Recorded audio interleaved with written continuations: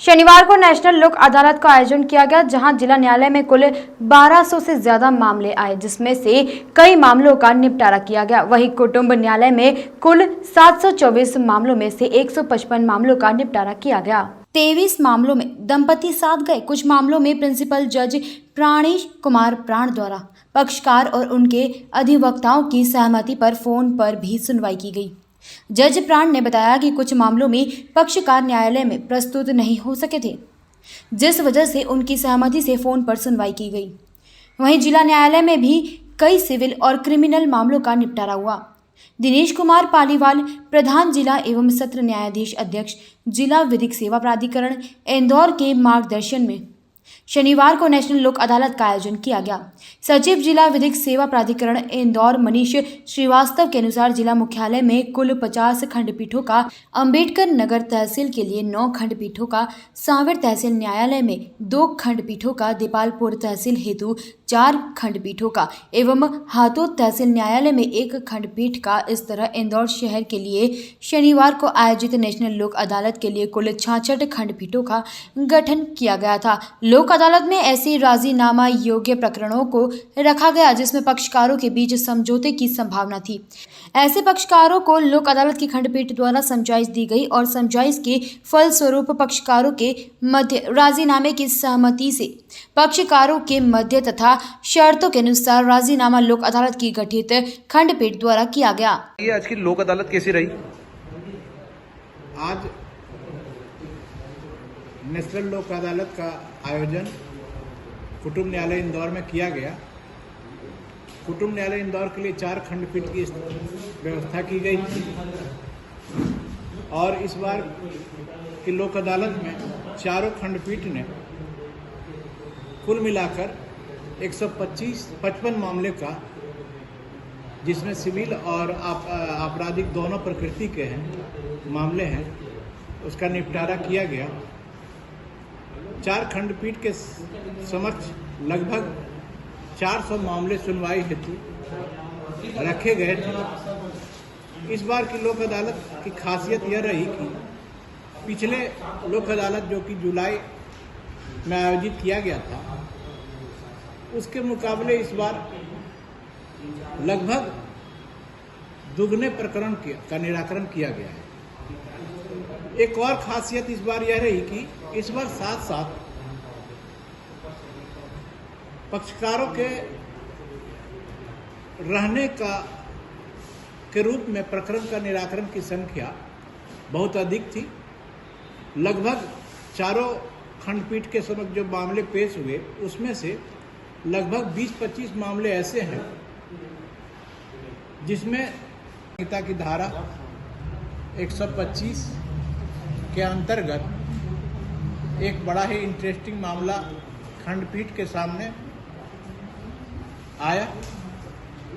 यह मामला फरजाना बनाम जावेद से संबंधित था। इस मामले में आवेदिका फरजाना अपने पति के साथ रह रही थी, लेकिन न्यायालय में यह मामला अनावश्यक रूप से चलाया जा रहा था। प्रधान न्यायाधीश श्री प्राण ने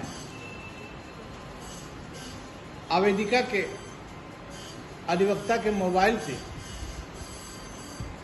वार्तालाप कर उसकी सहमति लेकर इस मामले की कार्रवाई राजीनामा और साथ रहने के आधार पर समाप्त कराई। इसमें अधिवक्तागण का भी सहयोग रहा। 25 मामले ऐसे हैं जिसमें पति पत्नी साथ साथ रहने के लिए तैयार हुए। इन मामलों में सिविल और दंड प्रक्रिया संहिता की धारा 125 दोनों प्रकार के मामले हैं, जिसमें पक्षकार ने विवादों को त्याग कर, विवादों को भुलाकर साथ रहना, खुशी खुशी से साथ रहना मंजूर किया और न्यायालय तथा अधिवक्ताओं के सहयोग से वो साथ साथ रहने लगे। मैं इस लोक अदालत की सफलता के लिए अपने समस्त न्यायाधीशगण को, खंडपीठ के सदस्य को और विशेषकर अधिवक्ताओं को तथा पक्षकारों को धन्यवाद ज्ञापित करता हूं। हमारे कर्मचारियों ने भी बहुत मेहनत किया और लोक अदालत को सही मायने में धरातल पर लाया है। धन्यवाद। सर, आज की लोक अदालत कैसी रही? लोक अदालत बहुत अच्छी रही है और काफ़ी सारे मामले निराकरण की जानकारी अभी हमारे पास में आई है। कंप्लीट फिगर तो हमारे पास में नहीं है, लेकिन इनिशियली भी इस समय तक जो हमारे पास में जानकारी आई है उसमें जो मोटर दुर्घटना वाले प्रकरण हैं वो 508 केसेस जो है वो डिस्पोज ऑफ हुए हैं और नेगोशिएबल इंस्ट्रूमेंट एक्ट के जो चेक बाउंस वाले मामले हैं वो 555 केस वो निराकृत हुए हैं। आपराधिक प्रकरण राजीनामा योग्य हैं वो 53 केसेस वो निराकृत हुए हैं। ऐसे कुल मिला के अभी हमारे पास में 1281 केसेस का हमारे पास में फिगर है। इतने केस निराकृत हो चुके हैं और भी बाकी कुछ कोर्टों से भी जानकारी आना बाकी है, तो ये फिगर अभी और बढ़ेगा। इसमें एक मोटर एक्सीडेंट का एक केस है जो प्रधान जिला एवं सत्र न्यायाधीश श्री पालीवाल साहब के न्यायालय में था। उसमें 53 लाख रुपए का अवार्ड हुआ है। इसी तरह एक अन्य मामला शहाबुद्दीन हाशमी साहब की कोर्ट में, उसमें भी 45 लाख रुपीज़ का अवार्ड हुआ है। इसके अलावा जो चेक बाउंस वाले मामले थे उसमें 2 करोड़ रुपए वाले जो 2 मैटर थे उसमें कॉम्प्रोमाइज़ हुआ है। ऐसे ही 3 करोड़ 88 लाख रुपए का एक चेक बाउंस का जो काफ़ी सारी गंदगी थी और मच्छर और बदबू के कारण परेशान थे। नगर निगम के खिलाफ वो मामला पेश किया गया था। ये मामला 27 अगस्त को पेश हुआ था, जिसमें नोटिस जारी हुआ। नगर निगम ने इस नोटिस को मिलने के बाद में वहाँ बैकलेन की पूरी सफाई की है और सब कुछ व्यवस्थित हो गया, जिससे आज संतुष्ट होकर जो अभिषेक जी हैं उन्होंने यहाँ कॉम्प्रोमाइज़ करके मामला का निराकरण कराया। इसके अलावा जो हस्बैंड वाइफ के कुछ एक केसेस हैं उनके बारे में हमारे पास में जानकारी आई कि 155 केस वो भी निराकृत हुए जो फैमिली कोर्ट में पेंडिंग थे। तो इस तरह से लोक अदालत में काफ़ी अच्छा फिगर आया है और फाइनल फिगर में भी हमको उम्मीद है कि अभी और भी काफ़ी सारे मामले बढ़ेंगे। ये 88 लाख रुपए का एक चेक बाउंस का जो केस था उसमें भी पार्टीज के बीच में राजीनामा हुआ है और एक मामला जिसमें 25 करोड़ रुपए का डिस्प्यूट था चेक का, उसमें भी उन्होंने विड्रॉवल किया है। उनका कुछ कॉम्प्रोमाइज़ वगैरह हुआ जिसकी लाइट में उन्होंने यहाँ पे विड्रॉवल किया है मामले का। इसके अलावा जनोपयोगी लोक अदालत में भी कुछ इम्पोर्टेंट केस निराकृत हुए हैं। इसमें ये बताना चाहूँगा मैं, एक प्रभाष जैन जी हैं, ये वार्ड नंबर 41 जोन नंबर 19 के निवासी हैं और इन्होंने जनोपयोगी लोक अदालत में इस आशय का आवेदन दिया था कि जो ड्रेनेज की लाइन है वो चौक हो गई है और सब पानी नाली से जो ड्रेनेज का जो पानी है वो सब रोडों पे आ रहा है और गंदगी और बदबू होती है। ये 3 तारीख को इन्होंने एप्लीकेशन दी थी, जिसपे जनोपयोगी लोक अदालत के द्वारा नोटिस जारी किया गया।